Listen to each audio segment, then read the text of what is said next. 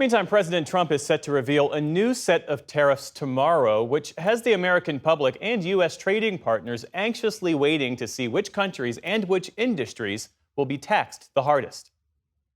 President Trump is set to begin the biggest gamble of his second term so far, a sweeping round of reciprocal tariffs on imports, a move he's branding as Liberation Day. I always say tariffs is the most beautiful word to me in the dictionary. Tariffs have long been central to the president's economic vision. Now, by taxing imports from some of the country's biggest trading partners, he's hoping Americans will favor American-made goods to revitalize U.S. manufacturing. The automakers are going to make a lot of money, the American automakers. Despite economists' warnings about the president's tariff plan triggering higher prices, a possible recession, and a global trade war, the White House press secretary today reiterated Mr. Trump's confidence. They're not going to be wrong. It is going to work. And the president has a brilliant team of advisors who have been studying these issues for decades. And we are focused on restoring the golden age of America. A similar message from House Republicans. You have to trust the president's instincts on the economy. It may be rocky in the beginning, but I think that this will make sense for Americans and it will help all Americans.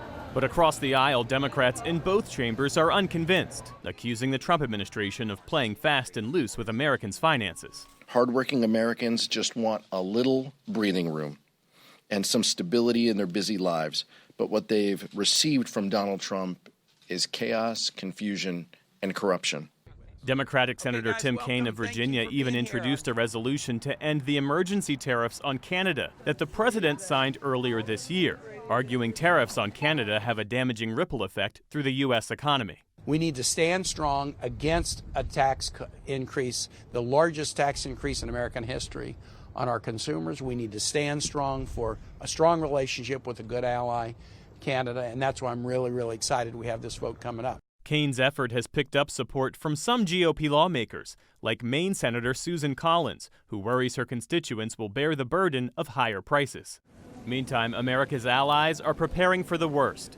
European Commission President Ursula von der Leyen today said the EU is ready to act. We do not necessarily want to retaliate, but if it is necessary, we have a strong plan to retaliate and we will use it.